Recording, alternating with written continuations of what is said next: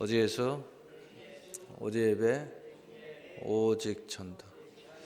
새 피조물로 새 세상을 열자. 할렐루야. 오늘 말씀은 예언을 이룬 사람들 성취는 신앙의 구원을 준다. 요셉 편에 대해서 묵상을 하면서 오늘 말씀을 나누려고 합니다. 하나님께서 주신 예언, 언약은 참 소망을 가진 믿음의 사람들에게는 쉬지 않고 일을 합니다. 그래서 우리 안에 일하는 그 예언의 언약과 그 성령의 역사를 따라서 이 믿음의 사람도 함께 힘써 일을 하게 됩니다. 그래서 결국은 그 예언의 언약과 예언의 사람이 성취를 만나게 됩니다. 바로 비로소 지금까지 달려온 모든 일에 기쁨의 구원이 있고 참 자유로 영광에 참여할 수 있게 되는 것입니다. 지금까지 우리가 믿음으로 달려가다 보면 모든 것을 알고 가면 좋겠지만 어느 하나는 알고 나머지는 모르고 또는 전부 모를 때도 있고 또는 대부분 아는데 뭔가 하나가 풀리지 않아서 우리의 믿음이 내 안에 마음 안에서 완성되지 못한 부분들이 있습니다. 그러나 우리가 이 예언의 모든 것이 성취되고 날 때에 그 현장에는 이 모든 것이 일시에 매듭이 풀리듯이 다 풀려버려 가지고 우리가 참 자유자로 영광에 참여하게 되는 것입니다. 물론 내 자신은 물론이고 나를 바라보는 사람, 또 나에 함께하고 있는 사람, 또 알게 모르게 서로 엮여 있는 사람이 모두 다 이 참 자유와 구원에 참여하게 되게 된다는 것입니다. 우리가 야곱과 에서의 경우를 보면 야곱과 에서에게는 다 함께 하나님의 놀라운 예언이 있었습니다. 특별히 에서는 보이는 예언이 있었어요. 누가 봐도 장자의 권세를 가진 사람이고 자기가 말하지 않아도 아버지가 인정해주고 세상 사람이 인정해줬습니다. 그러나 야곱에게는 보이지 않는 하나님의 예언이 있었습니다. 오직 하나님이 인정했고 또 자신만이 그것을 믿음으로 질주를 했습니다. 그리고 오직 한 사람, 어머니가 그것을 이야기해 주었죠. 그런데 그 두 사람의 모습은 달랐습니다. 에서는 열심히 일을 했는데 두 사람은 에서는 자기의 예언을 경홀히 여겼고 야곱은 그 예언을 이루기 위해서 전심전력을 다했습니다. 결국은 그 예언의 주인공은 에서가 아니었고 야곱이 이스라엘의 영광에 참여하는 역사가 일어나게 된 것입니다. 그래서 디모데전서 오늘 본문 4장 14절 16절은 내 속에 있는 은사 곧 장로회에서 안수받을 때에 예언을 통하여 받은 것을 가볍게 여기지 말며 에서는 가볍게 여겼습니다. 그래서 그 주인공이 되지 못했어요. 이 모든 일에 전심전력하여 야곱은 전심전력했습니다. 눈만 뜨면 팥죽을 쓰면서도 도망가면서도 전심전력했어요. 라반 삼촌 집에서도 종살이 하면서도 전심전력했습니다. 너의 성숙함을 모든 사람에게 나타내게 하라. 야곱은 에서의 집으로 도망가면서 마지막 아버지에게 인사를 하는데 그 이삭이 너 거기 가서도 딴짓 하지 마라. 그리고 혹시 너 이제 장년에서 결혼을 하고 여자를 볼 텐데 이방인과 결혼하면 안 된다. 신신당부를 했습니다. 이 야곱은 아버지를 통하여 예언을 받았고 새로운 예언, 축복을 받았고 그리고 그 아버지의 그 믿음의 부탁을 전심전력하여 이루었어요. 그리고 그 아버지의 부탁대로 믿음의 가문을 멋지게 세워가지고 나중에 돌아오는 모습을 보이게 되죠. 16절에 내가 내 자신과 가르침을 살펴 이 일을 계속하라. 이것을 행함으로 내 자신과 내게 듣는 자를 구원하리라. 이것을 열심히 계속하라는 겁니다. 그렇게 됐을 때 결국은 네 자신과 너의 주변의 모든 사람들이 그 애언의 성취 앞에서 그 모든 것이 실타래 풀어듯이 구원을 이루게 될 것이라는 거예요. 요셉은 꿈을 통해서 하나님으로부터 애언을 받습니다. 그러나 하나님의 애언과 이 약속은 요셉에게서 일을 시작하는데 어찌된 영문인지 엄청난 고난과 환난 속으로 이끌어가게 되죠. 그러나 그 모든 과정 속에서 요셉은 모든 일에 그 환난과 그 어마어마한 죽음의 위협 속에서도 그 노예 생활 속에서도 전심전력을 합니다. 마치 자기가 대단한 위치에 있고 뭐 하나님이 날마다 좋은 곳으로 주는 것처럼 전심전력을 해요. 그의 믿음의 진가를 나타냅니다. 종살이 속에서도 나타나고 감옥 속에서도 나타나고 결국 그는 애굽의 총리의 자리에 오르는 영광의 사람이 됩니다.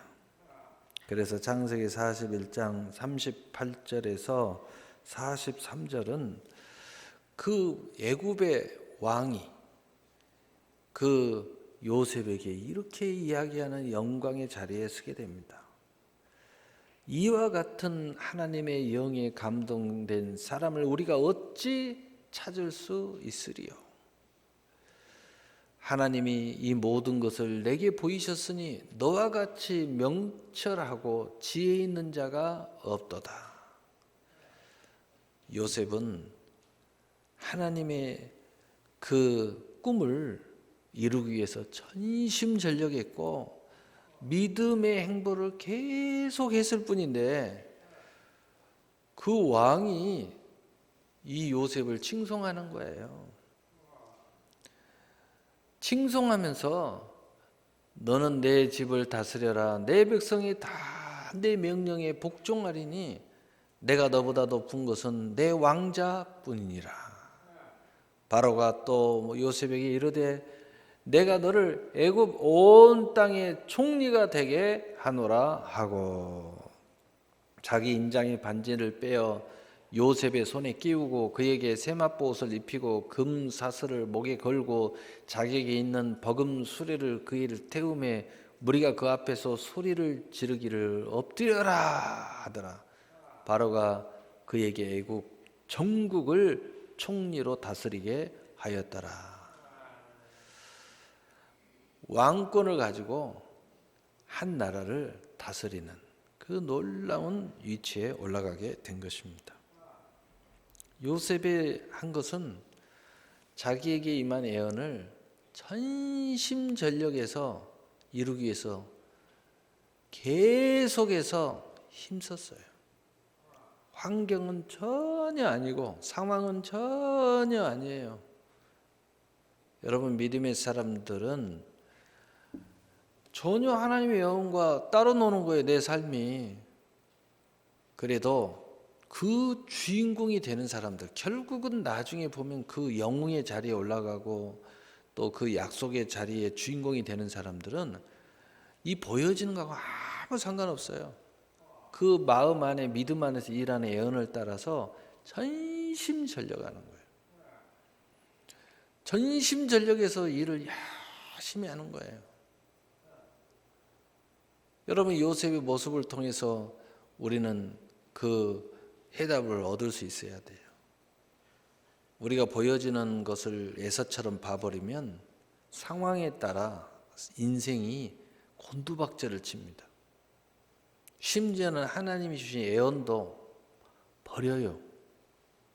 그리고 하나님 원망하고 불평하고 두려워하고 염려하고 그런데 그 나중에 그 주인공이 되는 사람들을 보면 어느 요셉처럼 뭐 종살이 해서도 여전히 똑같은 믿음의 증가를 나타내고 있어요. 여전히 기도하는 사람, 여전히 말씀 붙잡고 당당하게 히브리인 중에 히브리 하나님의 감동되는 사람, 여전히 그 모습을 잃지 않아요. 그래서 결국은 제가 이렇게 현실에서도 승리하는 사람을 보고 그리고 나중에 그 주인공이 되는 그 모습들을 이렇게 살펴보면 그런 사람들을 보면은요, 하나님이 일을 많이 주면 열심히 일을 해요. 또 일이 없으면 여전히 또 기도를 열심히 해요. 또 뭐 할 일이 없으면 열심히 교회에 나와가지고 봉사를 해요. 하여튼 그 사람은 그 증가를, 믿음의 증가를 이런 상황이든 저런 상황이든 거기에 전혀 상황과 발맞추지 않고 하나님 앞에서 인정받고 내 마음 안에 믿음의 양심에서 살아서 계속 진보를 하는 거예요. 결국은 마침내 어떤 결정적인 사건이 그에게 찾아오게 되고 또 어떤 상황이 찾아오게 되고 결국은 그 예언이 이루어지는 것을 보게 됩니다. 첫째로 예언은 언제나 화려한 꿈을 줍니다. 그래서 많은 사람들이 대단한 기대를 합니다. 그러나 여러분 잘 알다시피 예언이라는 것이 하나님의 언약의 약속이라는 것이 여러분과 맞지 않는 옷과 같은 것이 예언이에요. 예언을 보면요, 지금 현실 여러분과 전혀 동떨어져 있어요. 예언은 그렇게 나오는데 예언 받는 그 사람을 쳐다보면요, 말도 안 되는 이야기야. 그게 예언입니다. 예언은 마치 현실과 맞지 않는 옷을 입혀주는 것 같아요. 그래서 그 예언을 받은 요셉이 그 꿈을 꿀 때 그 요셉이 그 꿈이 참 현실성이 없는 것처럼 보였어요. 그래서 형들과 아버지의 곡식단이 요셉의 곡식단에게 절을 하는 꿈이었고 또 해와 달과 11개의 별이 요셉에게 절을 하는 꿈이었어요. 그래서 모든 형제 그리고 나중에 별들은 무엇을 상징해요? 모든 그 지파의 큰 민족을 이룰 수장들이 그 민족의 대표들이 요셉에게 딱 절을 하는 것. 그런 어마어마한 꿈이 있었어요. 이 요셉은 야곱의 12명 중 11번째 아들로 최고의 사랑을 받고 그 야곱이 그 아들의 아름다운 그 애언을 보고 너무너무 사랑하고 그 하나님의 은혜가 어떻게 이루어질까 기대를 했어요. 그래서 아버지가 요셉은요, 왕도 아닌데 왕자의 옷을 입혔습니다. 왜냐? 그 애언이 막 어마어마하니까, 꿈이 어마어마하니까 이미 그런 사람으로 키웠어요. 어려서부터 왕자들이나 입는 옷을 딱 입혀가지고 키워놨어요. 얼마나 놀라운 일입니까? 여러분, 예언은 언제나 화려한 꿈을 줍니다. 아브라함에게도 저 모리아를 봐라, 내 민족이 이와 같을 것이다. 저 별들을 봐라, 네 후손이 이렇게 될 거다. 자식이 하나도 없는 사람한테 하나님 겨우 독자 이삭 하나 준 사람한테 이렇게 예언은 어마어마해요. 전혀 동떨어진 이야기를 하는 거예요. 그렇다고 예언이 안 이루어졌어요? 이루어졌잖아요. 정말 멋지고 가슴 뛰고 벅찬 예언을 줬어요. 여러분 오늘 말씀을 듣고 나서 여러분이 예언을 이제 멸시하지 마세요. 어리석은 짓 하지 마시라고요. 하나님을 얼마나 망령되이 여기는지인지 몰라요. 저는 여러분이 다 그 주인공이 되고 성경의 주인공처럼 다 그 주인공이 되시기를 예수님의 이름으로 축복합니다. 그래서 갈라디아서 6장 9절에는 우리가 선을 행하되 낙심하지 말지니 포기하지 아니하면 때가 이름에 거두리라. 여러분, 포기가 다른 게 포기가 아니에요. 전심전력하지 않는 것이 포기입니다. 이 일을 계속 하지 않는 모습이 이게 큰 안타까운 문제예요. 하나님의 예언을 가볍게 여기는 모습이에요. 이게 에서의 영이 그 사람한테 임해서 그래요. 저는 야곱의 영이 여러분에게 임하길 바라요. 야곱이 20년 동안 시련 속에서도 야곱은요, 이 모습을 잃지 않았어요. 요셉은 13년의 이 과정을 통해서도 이 예언을 이루려고 얼마나 전심전력하고 그 믿음이 조금도 흔들리지 않았어요. 모든 사람이 볼 때 요셉은 하나님의 감동된 자였어요. 또 누가 아무리 자기를 올려줘도 절대 자기를 칭송하지 않았어요. 하나님의 지혜라고, 하나님이 이렇게 하셨다고 이야기했어요. 단 한 번도 자기 자랑을 하지 않았어요. 아무리 자기를 높여줘도 요셉은 아니라고, 하나님이 하신 거라고. 이게 바로 주인공이 되는 사람들의 모습이에요. 두 번째로 예언은 성취를 위해서 일합니다. 우리는 요셉이 볼 때에 형들이 자기를 시기해 가지고 죽이려고 하는데 그것도 예언이 일하고 있는 거예요. 근데 우리는 예언에 걸맞는 일만 예언이 일하고 있는 줄 알아요. 절대 그렇지 않습니다. 여러분, 우리의 모든 삶은 하나부터 열까지 우연도 없고, 그리고 이게 무슨 우리가 이래서 저래서 되는 것도 아니고 모든 게 하나님께서 일하고 있는 거예요. 우린 좋은 것만 일하고 있는 줄 알아요. 여러분, 좋고 나쁜 것은 다 합력의 선을 이루는 거예요. 그래서 로마서 8장 28절에 모든 것은 합력하여 선을 이루느니라. 하나님은요, 때로는 블레셋을 동원하기도 하고요, 또 바벨론을 동원하기도 하고요, 때로는요 풍랑에다가 던져가지고 풍랑을 동원하기도 하고요, 또는 고래를 동원해갖고 고래 뱃속에다 집어넣기도 하고요. 그런데 그게 하나님 일 안 하신다고요? 하나님 일하고 계시는 거예요. 왜요? 그 모든 예언을 성취하기 위해서. 우리는 이걸 알아야 돼요. 그래서 이사야 38장 7절에 이는 여호와로 말미암아 너를 위한 징조이니 곧 하나님 여호와께서 하신 말씀을 그가 이루신다는 증거니라. 여러분, 믿음의 눈으로 바라보면은요, 내 앞에 증거가 막 수두룩합니다. 그런데 여러분이 에서처럼 가볍게 여기고 에서의 눈으로 쳐다봐 버리면 증거가 하나도 없어요. 그런데 믿음의 눈으로 쳐다보면 지금 하나님이 일하고 계시고 그것을 이루는 증거가 우리 앞에 수두룩해요. 예언은 쉬지 않고 일을 합니다. 그 주인공도 힘써 함께 일해야 되는 것은 말할 필요가 없습니다.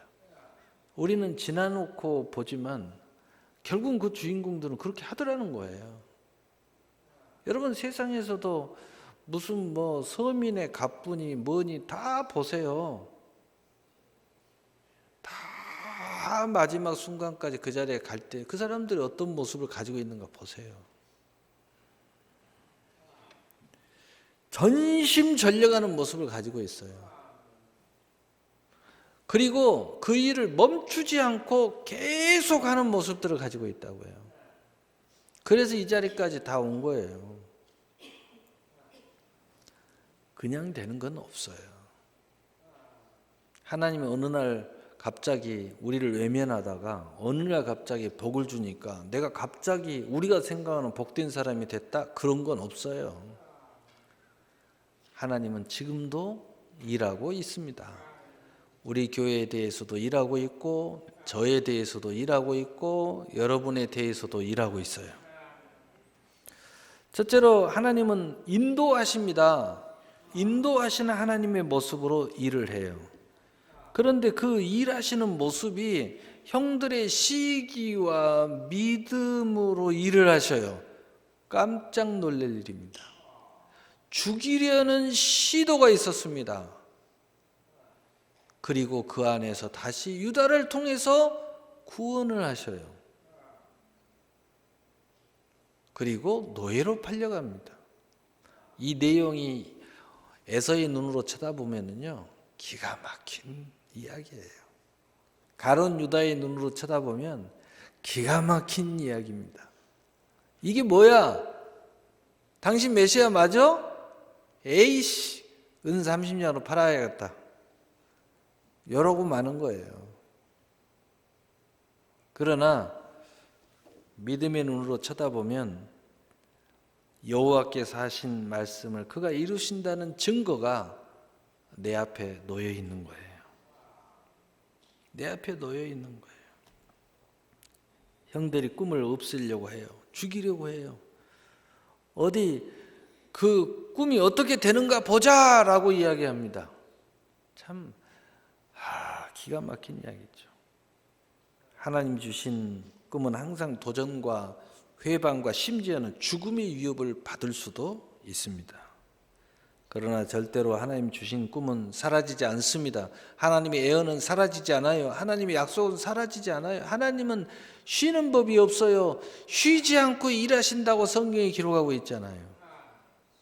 쉬지 않아요. 하나님은 주무시지도 않아요. 우리나 주무시는 거지.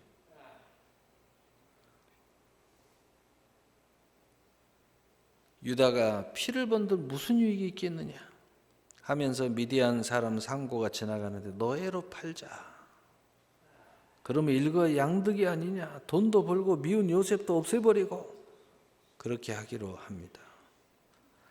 요셉은 꿈을 가졌고 하나님의 예언을 가졌지만 그러나 현실적으로는 엄청난 고난과 환난과 핍박과 두려움이 있었을 것입니다. 현실적으로는 버림받은 느낌이 몰려왔을 것입니다. 그리고 그 어린 요셉이 아버지가 보고 싶은 마음도 물밀듯 밀려왔을 것입니다. 사면이 캄캄해서 눈물만 나왔을지도 모르겠습니다. 어마어마한 절망감이 찾아왔을 것입니다. 요셉도 인간입니다. 왜 그게 없었겠어요? 그러나 요셉의 마음 안에는 성경의 그 어떤 모습도 요셉은 흔들리는 모습이 나타나 있지 않습니다. 생각해 보십시오. 하루아침에 형들에게 배신을 당하고 아버지의 사랑 속에 있다가 졸지의 죽음 앞에 있다가 겨우 살아나서 노예로 팔려 짐승처럼 묶여 끌려가고 있으니 그 심정이 오죽했겠습니까? 그러나 믿음의 사람은 항상 이런 하나님을 의지합니다. 이사야 43장 2절 3절에 내가 물 가운데로 지날 때에 내가 함께할 것이라. 강을 건널 때 물이 너를 침몰치 못할 것이며 내가 불 가운데 행할 때 타지도 아니할 것이요 불꽃이 너를 사르지도 못하리니. 이 무슨 이야기예요? 이제 한 가지 더 봐야 돼요. 하나님이 나를 지켜줄 거다. 이것만 보면 안 돼요. 하나님이 우리를 인도하고 일하시는데 물을 지나게도 하신다는 겁니다. 강을 건너기도 하신다는 겁니다. 불 가운데 지나게도 하신다는 하나님을 아셔야 돼요.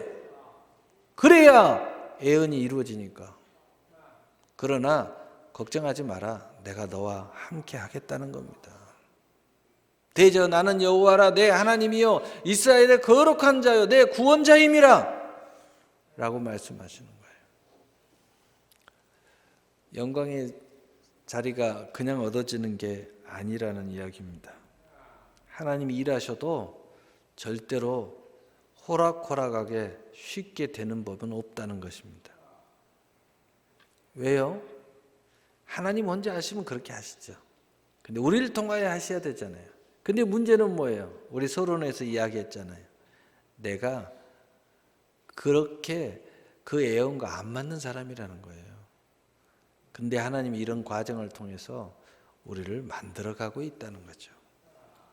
하나님은 한순간에 그냥 하시는 것이 아니라 이 모든 것을 함께 조정해 가면서 일하고 계신다는 거예요.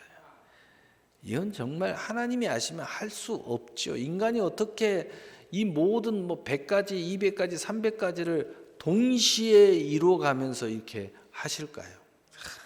정말 대단하죠. 그래서 믿음의 사람들이 당하는 고난과 환난 속에서 하나님은 동행하시고 마치 진흙을 빚어 갖가지의 토기를 만들어내시는 토기장이처럼 또한 우리 자신을 빚어가서 그 애언의 현장에 도착하고 성취의 현장에 도착할 때는 내가 그 옷이 딱 나에게 맞게 만들어 버린다는 거예요. 오, 정말 이 사람만이 이 자리에 서야 되겠네. 오늘 바로가 요셉에게 그렇게 이야기하고 있잖아요. 요셉이 아니면 안 된다고 이야기하잖아요. 13년을 통과하면서 요셉은 어느덧 그 자리에 적합한 사람이 된 거예요.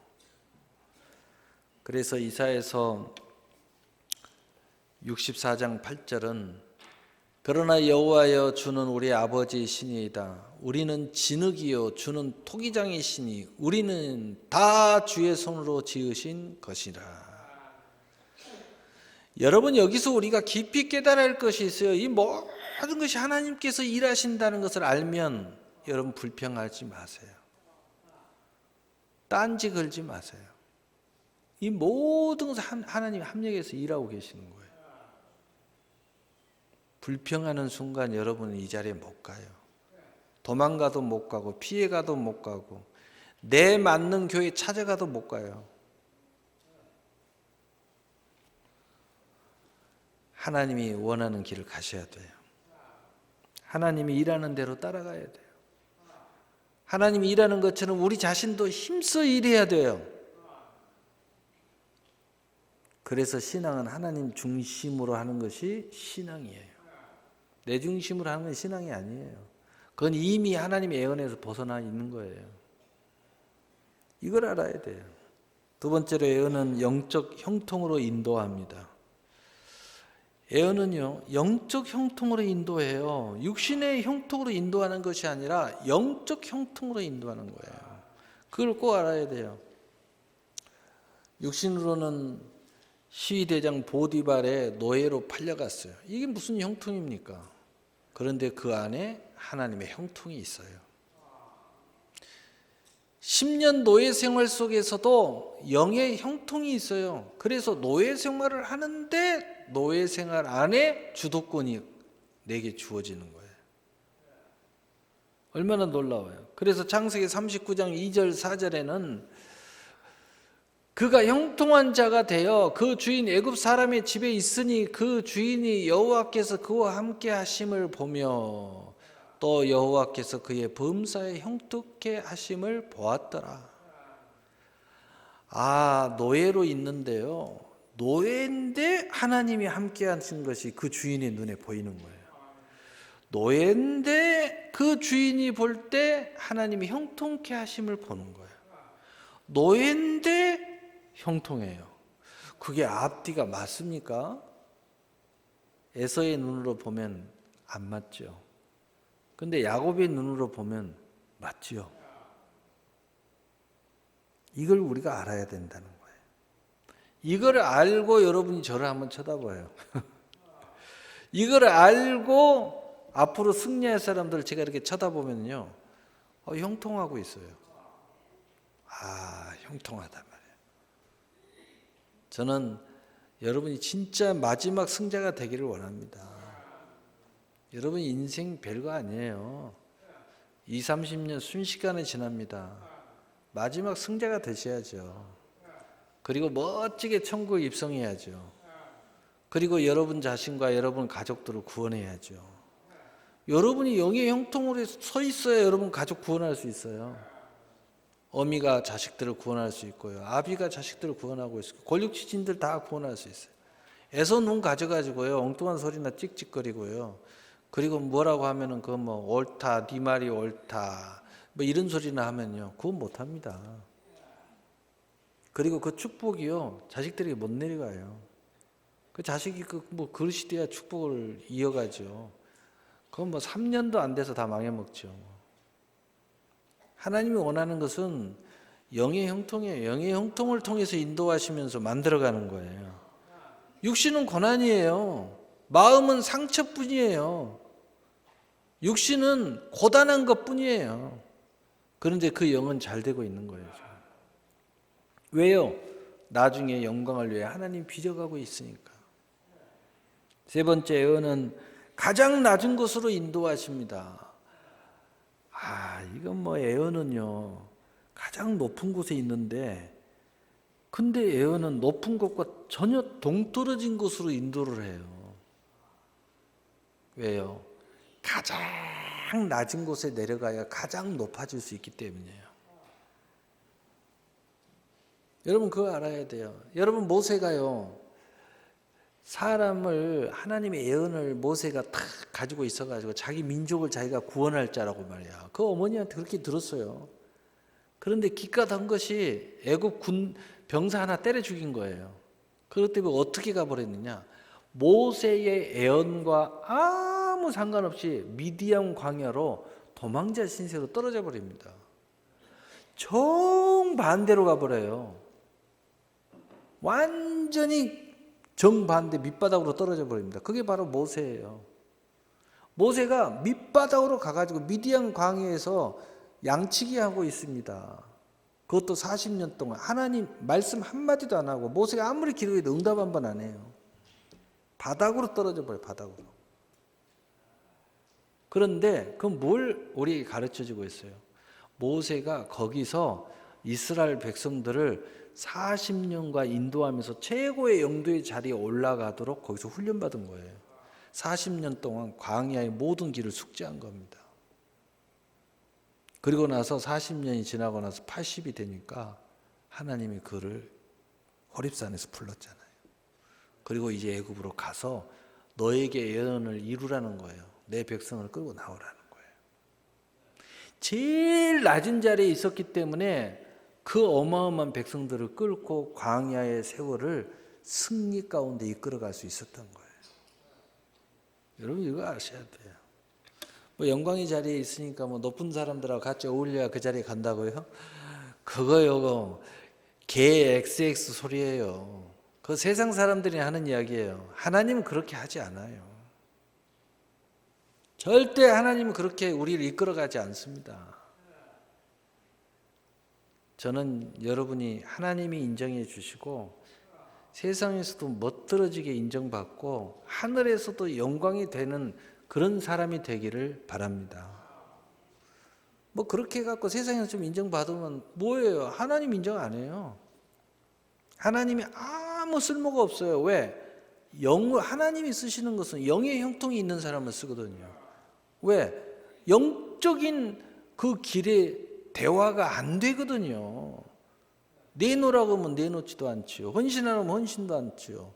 너 죽으라고 하면 죽지도 않지요. 협력하라고 그러면 자존심이나 내세우죠. 어떻게 씁니까? 쓸 수가 없어요. 자기 잘난 맛에 살아야지. 그게 하나님 축복하셨다고요? 하나님 축복 안 하셨어요. 하나님의 축복은 영의 형통이 먼저 있어야 돼요. 온유한 사람이어야 돼요.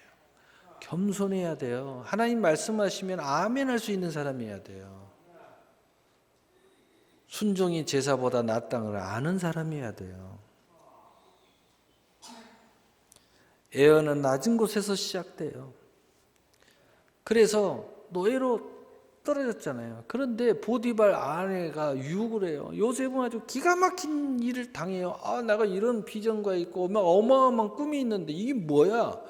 그것도 유부녀가, 그것도 나 노예인데 그 주인이 말도 안 되게 나를 정욕의 도구로 사용하려고 해요. 얼마나 기가 막히겠습니까?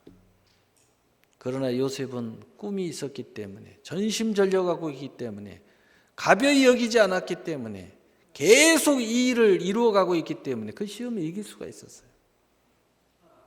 요셉은 뜨거운 몸을 가지고 있었잖아요.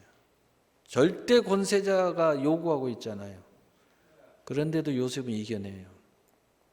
그런데 모함을 받아서 지하 감옥에 갇힙니다. 언제 나올지도 모르고. 요셉은 찬송을 부르며 갔을 거예요. 왜? 요셉의 모습을 보면 감옥에서도 열심히 일하잖아요. 그 안에서 또 형통하다고 성경에 써져 있잖아요. 그런데 거기에 애언이 계속 일하고 있는 것을 우리는 보게 됩니다.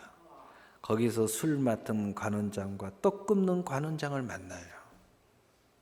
우리는 이미 결과를 다 알고 있기 때문에 하나님이 이렇게 또 인도하셨구나. 거기서 이렇게 사람을 만나게 하시고 이제 이 바로 앞으로 나가게 하시려고 이렇게 하시는구나. 우리는 결과적으로 이렇게 다 알고 있어요. 그러나 결과를 모르는 우리의 현실에서는 과연 그렇게 생각할 수 있을까요? 믿음은 그렇게 생각할 수 있어야 돼요. 그것이 믿음이고 그것이 마지막 승자의 모습이에요. 이들의 꿈을 해석해줘요. 요셉 보세요. 거기서 절망하는 모습은 아무리 찾아볼 길이 없어요. 거기서도 기도하고 거기서도 히브리인이요 하나님의 감동된 사람이요 그들을 위해서 일을 합니다. 사역자로서 일을 하여 멈추지 않아요. 그들에게 하나님의 종으로서 일을 합니다. 복음을 전합니다. 자기가 주신 은사를 계속 쓰고 있어요. 실망하는 모습은 찾아볼 수가 없어요. 여전히 힘써서 일하고 있습니다. 감옥을 보내든 노예로 보내든 자기가 맡은 사명을 감당하고 있어요. 자기의 주신 은사를 한순간도 땅에 내려놓지 않아요. 가장 낮은 곳에서 생명으로 인도하는 좁은 문으로 처벅처벅 가고 있어요. 그런데 이 길이 자기의 승리의 길인 줄 알고 있어요. 이 길이 영광의 길인지 요셉은 알고 있어요. 그래서 창세기 39장 21절 23절에 여호와께서 요셉과 함께 하시고 그에게 인자를 더하사 간수장에게 은혜를 받게 하시매 간수장의 옥중 제수를 다 요셉의 손에 맡기매 그 제반 사물을 요셉이 처리하고 간수장은 그의 손에 맡긴 것을 무엇인지 살펴보지 아니하였으니 이는 여호와께서 요셉과 함께 하심이라. 세상에 간수장이 보고 있는데 요셉이 하나님과 함께 하시는 것이 간수장 눈에 보이는 거예요. 간수장은 하나님을 경외하는 사람도 아니에요. 그런데 하나님이 함께 하는 게 눈에 보여요. 그래서 저런 어마어마한 친구한테 맡기니까 쳐다보지도 않아요. 다 알아서 하게, 왜 정직하게 다 할 줄 믿어요. 사기 안 칠 줄 다 믿고 있는 거예요. 신실한 요셉의 모습을 통해서. 이는 여호와께서 요셉과 함께 하심이라. 여호와께서 그를 범사에 형통하게 하셨더라. 그래서 제가 영적 형통이라고 말하는 거예요. 감옥에 갇혔는데 무슨 형통입니까? 에서 눈에는 형통 눈이 아니죠. 그러나 야곱의 눈으로 보고 아브라함의 눈으로 보면 형통입니다. 하나님은 이 형통을 우리에게 주시는 거예요. 이 눈을 가지라는 겁니다. 여러분, 어제 누가 그 상담하면서 그 이야기를 했어요. 이제 이런 믿음을 가지시라고. 그러면서 이 예화를 제가 이야기해 줬어요. 아브라함과 롯이 이제 하나님의 축복을 받아서 아랫사람이 서로 싸우고 다투니, 그래서 이제 우리가 서로 기업이 너무 커져가지고 이러니까 이제 따로따로 기업을 운영해야 되겠다 하고 우리 이제 헤어져야 되겠다. 아브라함이 먼저 이야기합니다. 노사, 네가 먼저 선택해. 너는 어디로 갈래? 롯은 사방팔방을 다 쳐다보다가 소돔과 고모라를 딱 집중합니다. 소돔과 고모라가 젖과 꿀이 흐르는 땅이야. 나는 저기를 선택하겠습니다. 아브라함은 하나님께 기도를 해요. 하나님, 어디로 갈까요? 하나님이 아브라함에게 이야기합니다. 동서남북 사면을 보라. 아브라함이 사면을 쳐다봐요. 그러니까 하나님 말씀하십니다. 네가 사면을 보았느냐? 이 모든 것을 내게 주리라. 이게 믿음의 눈이에요. 롯은 현실의 눈만 가졌어요. 이제 여러분이 사면을 바라보는 눈을 가져야 돼요. 무한한 하나님의 기회에 눈을 가져야 되는 거예요. 이 눈을 가진 이 요셉은 영적인 형통을 가질 수밖에 없는 거예요. 믿음의 다 사람은 이 눈을 가졌어요. 감옥에서도 이걸 쳐다보고 있어요. 그러니까 하나님이 그와 함께 하셔요. 그리고 그 안에서도 형통하고, 간수가 봐도 하나님이 함께하고 있는 게 눈에 보여요. 하나님의 감동을 주는 게 눈에 보여요.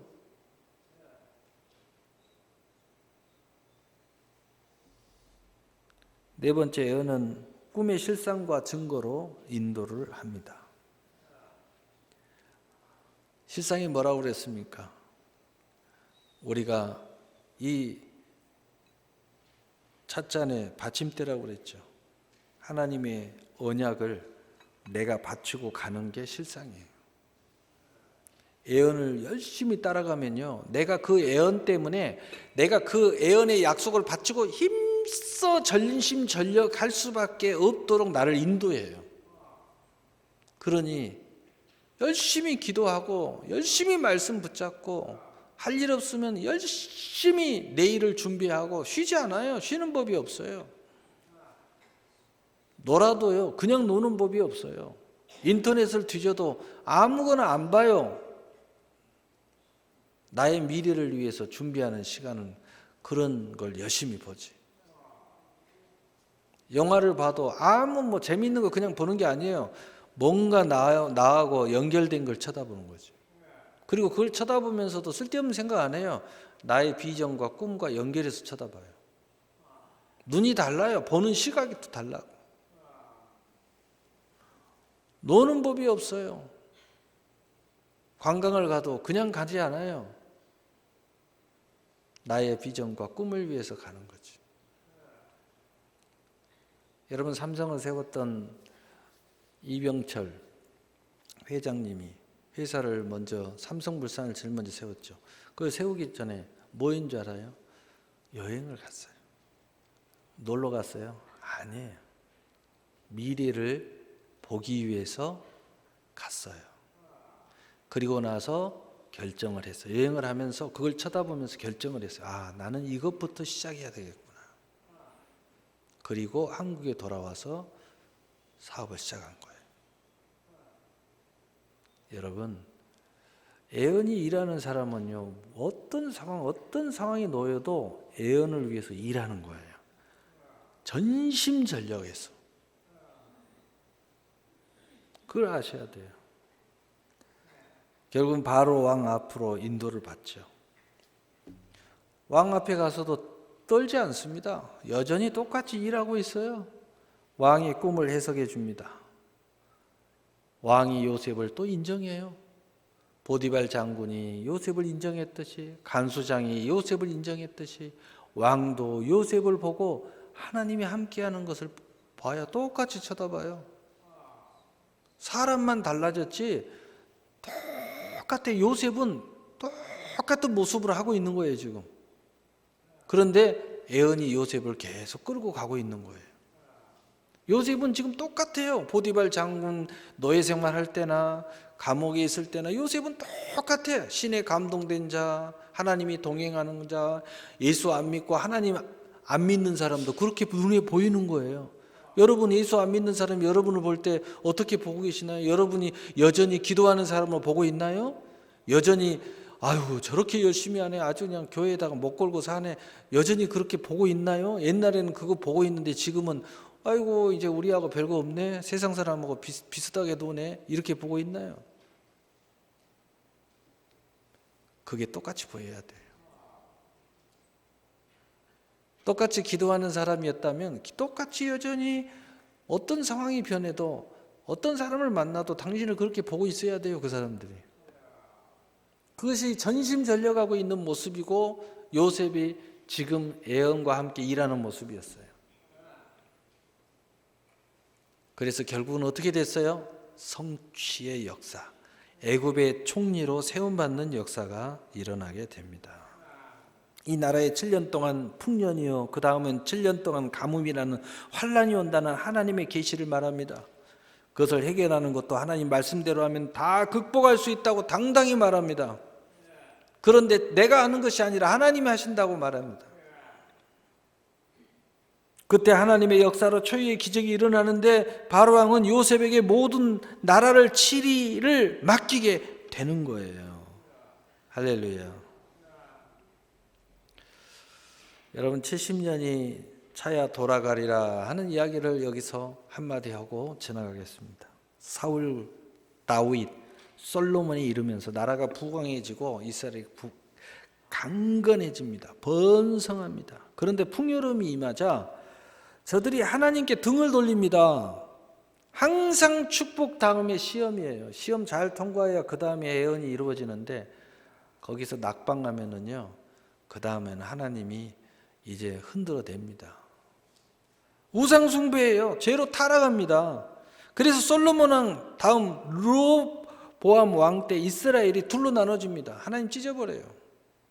북쪽에는 사마리아가 수도가 되고 이스라엘이라고 부르고 남쪽에는 유다라고 불렀습니다. 그것이 주전 922년 이야기입니다.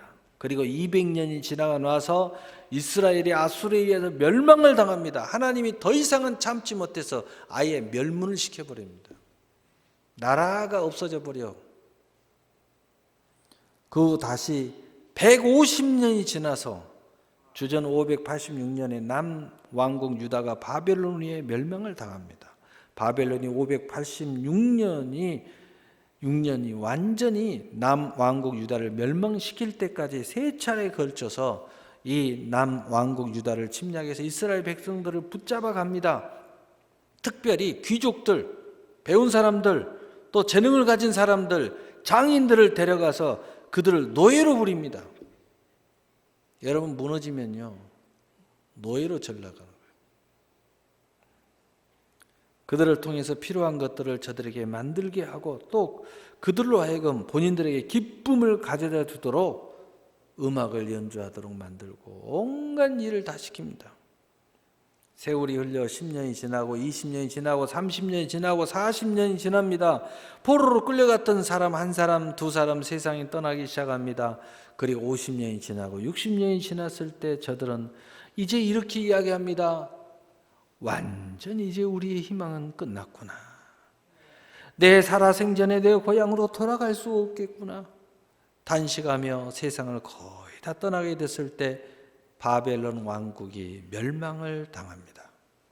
그리고 페르시아 왕국이 새로 등장하고 나서 갑자기 고레스 왕이 등장을 합니다. 우리가 아는 고레스, 이사야서에 나온 고레스 왕이 등장을 해서 갑자기 이게 이방인 왕인데 갑자기 하나님의 뜻을 성취시켜주는 왕이 되어버려요. 그래서 하나님이 하시면 다 된다는 거예요. 고레스 왕이 이곳에 포로로 끌려갔던 이스라엘 백성들을, 그 후손들을 본국으로 돌아가게 만듭니다. 그리고 성전을 다시 짓도록 허용해 줍니다. 지원도 해 줍니다. 성전 지어서 하나님 잘 섬기라고. 그리고 그런 칙령을 내립니다. 상상지 못한 일이 일어납니다. 그래서 저들이 우리들이 꿈꾸는 같도다, 이렇게 하면서 쓰여진 성경이 시편 126편입니다. 얼마나 감격이에요. 하나님의 예언은요, 이렇게 이루어지는 거예요. 시대를 초월하고 세대를 초월해서라도 하나님이 다 이루어요. 그 시편 126편 1절 6절 70년이 지나서 이 회복을 하면서 이스라엘 백성들이 이 성경 구절을 읊어요. 우리 함께 읽어보겠어요. 시작. 여호와께서 시온의 포로를 돌려보내실 때 우리는 꿈꾸는 것 같았도다. 그때 우리 입에는 웃음이 가득하고 우리 혀에는 찬양이 찼었도다. 그때 먼 나라 가운데서 말하기를 여호와께서 그들을 위하여 큰 일을 행하셨도다 하였도다. 여호와께서 우리를 위하여 큰 일을 행하셨으니 우리는 기쁘도다. 여호와께서 우리의 포로를 남방 시내들 같이 돌려보내소서. 눈물을 흘리며 씨를 뿌리는 자는 기쁨으로 거두리로다. 울며 씨를 뿌리러 나가는 자는 반드시 기쁨으로 그 곡식의 단을 가지고 돌아오리로다. 아멘. 야, 하나님의 예언이 이루어지는 것이야. 꿈꾸는 것 같았다. 너무 황홀하고 너무, 그래서 찬송이 나오고 기쁨이 나오고. 그래서 마지막 이야기예요. 이제 우리가 알았다는 겁니다. 눈물을 흘리면서라도 씨를 뿌리는 자는 기쁨으로 거둔다는 것을 알았다는 것입니다. 반드시 기쁨으로 곡식의 단을 가지고 돌아온다는 것을 알았다는 거예요. 70년을 통하여 이스라엘 민족이 고백한 내용이에요. 얼마나 감격적이었겠어요. 예언과 함께 전심전력하고 그 일을 계속하는 자는 이들처럼 그 주인공이 되는 거예요. 마지막 세 번째로 이제 성취, 참 자유 앞에 이 선 요셉, 애굽의 총리가 사실은 마지막이 아니었어요. 하나님의 예언은, 애굽의 총리는 바로 하나님이 그 성취를 이루기 위한 하나의 재료에 불과했어요. 요셉은 그걸 알고 있었습니다. 애굽의 총리가 성취의 마지막이 아니라는 것을. 그래서 고린도전서 4장 5절에 이런 말을 합니다. 그러므로 때가 이르기 전 곧 주께서 오시기 전까지는 아무것도 판단하지 마라. 그가 어둠에 감추인 것을 드러내고 마음의 뜻을 나타내시리니 그때 각 사람에게 하나님으로부터 칭찬이 있으리라. 여러분, 아무것도 함부로 판단하지 마세요. 우리 교회 이 하나님의 예언을 갖고 반드시 이루어질까 믿는 사람이 한 사람이라도 있다면 우리 교회 함부로 판단하지 마세요. 하나님께서 이룰 때가 옵니다. 감추은 것을 드러낼 때가 와요. 7년 가뭄 속에 형들이 나타납니다. 두려움에 떨고 있는 형들을 요셉은 봅니다. 요셉은 그 자리에서 하나님의 선을 선포합니다. 요셉은 이미 다 알고 있었어요. 이 순간을 위해서 하나님이 자기를 예비했다는 것을 알고 있었어요. 그리고 감격스러운 눈물에 하나님의 경륜을 고백합니다. 13년 동안의 모든 일의 성취 앞에 이제 요셉은 하염없는 눈물을 흘리면서 그 마음 안에 감추었던 모든 것이 이제 쏟아내기 시작합니다. 요셉은 이제 마지막 일을 완성시키고 있는 겁니다. 요셉의 13년 동안의 믿음의 행진, 전실전력, 계속 질주, 드디어 하나님이 이것을 이루려고 나에게 이렇게 하셨구나. 이 감격의 눈물은 믿음으로 전심전력해서 계속해서 이 일을 함으로써 그 예언을 이루지 않는 사람은 이 눈물을 몰라요. 어떻게 감히 이 눈물을 논할 수 있겠어요? 이 기쁨을 어떻게 논할 수 있겠어요? 이 자리에 가본 사람만이, 지금 이런 행보를 하고 있는 사람만이 짐작은 할 거예요. 이 가슴이 한순간에 뻥 뚫리면서 모든 것에 내가 자유롭게 믿음의 자유를 가지고 있고 믿음을 지키고 있고, 남이 볼 때는 하나님이 함께 하시고 근데 저런 사람이 없다고 하지만 내 마음 안에 임하는 것이 지금 있는 거예요. 그것이 마지막 매듭이 풀리듯이 오늘 요셉의 마음 안에서 풀려가는 거예요. 그래서 요셉은 기쁘면서도 하염없는 눈물을 흘리고 있는 거예요. 그리고 하나님 은혜 앞에 엎드린 형들을 봅니다. 요셉은 이런 이야기를 해요. 창세기 50장 19절 21절에 요셉이 그들에게 이르되 두려워 마소서. 내가 하나님을 대신하리이까? 당신들은 나를 해하려 하였으나 하나님은 그것을 선으로 바꾸사 오늘과 같은 만민의 생명을 구원하게 하시려고 하셨나니 당신들은 두려워 마소서. 내가 당신들과 당신들의 자녀를 기르리이다 하고 그들을 간곡한 말로 위로하였더라. 이게요, 요셉의 이런 그 하나님의 경륜을 깨닫지 못한 사람 같은 그 왼수가 퍼버립니다. 다 죽여버릴지 모르겠어요. 그러나 요셉은 하나님의 그 경륜을 알고 있었어요. 그 예언의 의미가 무엇인지 알고 있었어요. 그래서 창세기 45장 7절 8절에 하나님의 큰 구원으로 나를 당신들 앞에 앞서 보내셨나니 그런즉 나를 이리로 보낸 자는 당신들이 아니요 하나님이시라. 하나님이 나로 바로의 아비를 삼으시며 그 온 집의 주를 삼으셔 애굽의 온 땅을 치리자로 삼으셨나이다. 오늘의 이 큰 구원을 이루시려고, 앞으로 우리의 민족에 큰 구원을 주려고 나를 이렇게 과정을 통해서 하나님이 하셨다는 거예요. 여러분의 신앙이 이 신앙이 되시길 바라요. 어떤 상황이 돼도 하나님이 하신 겁니다. 이것을 볼 줄 알고 이렇게 생각할 줄 알고 이런 고백을 할 줄 알아야 여러분 딴 길로 가지 않아요. 자식들을 잘 인도할 수 있어요. 여러분의 그 놀라운 일을 잘 이룰 수 있게 되는 거예요. 마지막으로 경제학자 막스 베버의 평생의 결론의 이야기를 하고 오늘 말씀 마치겠습니다. 프로테스탄트 윤리와 자본 정신이라는 그의 평생의 저서에서 평생의 역작인 저서에서 하는 이야기입니다. 독일의 사회학자 경제학자인 막스 베버는 자본주의와 기독교 관계를 연구했습니다.